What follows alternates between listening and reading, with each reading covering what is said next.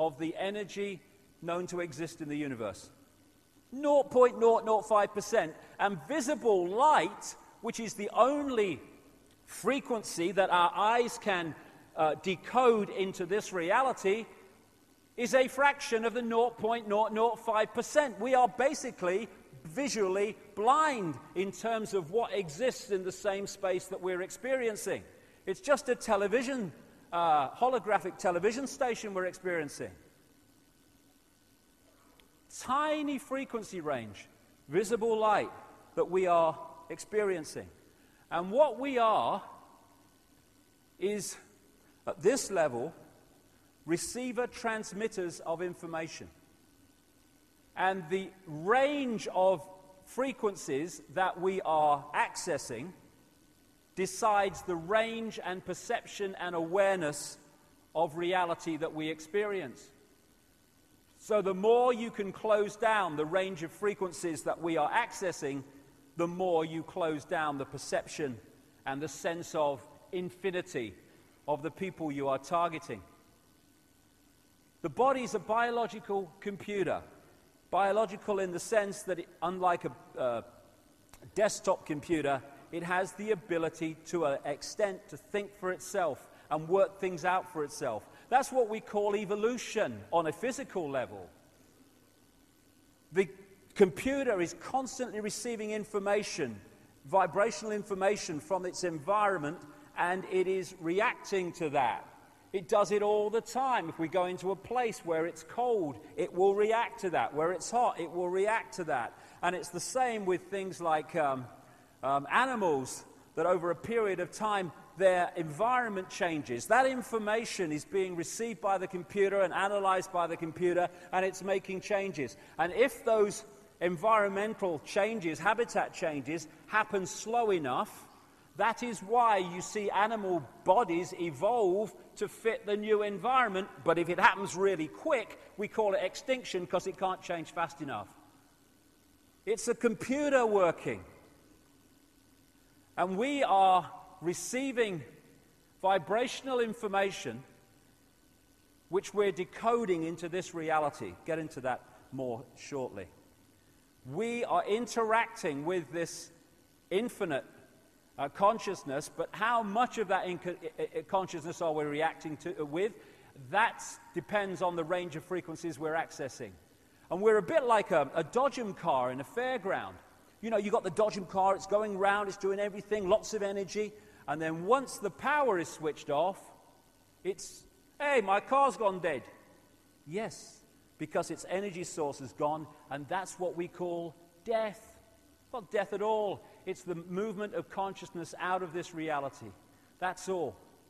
What we call near-death experiences have enormous amounts of common stories about what they experienced when they left the body and then were returned when their body was revived. Stories that support massively what I'm saying here today about the fact that we are consciousness and the body's just a vehicle. They talk about going through the tunnel into another reality and how limitation disappears, how the emotional intensity disappears, because a lot of that emotional intensity, if not all of it, is body consciousness. This is what one near-death experiencer said about what he experienced when he left the body. Everything from the beginning, my birth, my ancestors, my children, my wife, everything comes together simultaneously. I saw everything about me and about everyone who was around me. I saw everything they were thinking now, what they thought then, what was happening before, what was happening now. There is no time, there is no sequence of events, no such thing as limitation, of distance, of period, of time, of place. I could be anywhere I wanted to be simultaneously. That is who we are, and we need to remember it so we can sort this place out.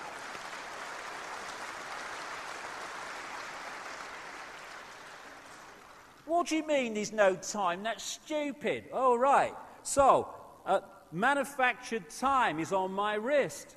If I cross a certain invisible point in the world, I enter yesterday or tomorrow. Ridiculous. It's a decoding illusion, time, and sequence. As William Blake said, to see a world in a grain of sand and heaven in a wild flower, hold infinity in the palm of your hand and eternity in an hour. Everything is everything else happening at the same time. It's a decoding process. If you are watching a film, movie on a DVD on the telly, where you are in the movie, you think is the present. The scenes in the movie you've just left or watched is your past, and the scenes you've not seen yet are your future. But all of them still exist in the same moment that you're experiencing what you perceive to be the present. And if you run back, bingo, you're in the past. You run forward, you're in the future. No, you're in the same now. As H.M. Tomlinson said, we see things not as they are, but as we are, because as we are decides how we decode reality. And this conspiracy might play out as banking scams and political scams. Yes, it does, and we should know that. But this conspiracy is about manipulating our sense of who we are so we decode what they want us to experience. And what that perception is one of division, apartness, because that creates the fault lines through which they can divide and rule us when we are oneness, all connected at different points of perception and observation within that whole, therefore expressing glorious diversity, but still connected. And that's the point, I understand it. When you're talking about oneness, people think that it's like everyone therefore becomes one clone blob, like this.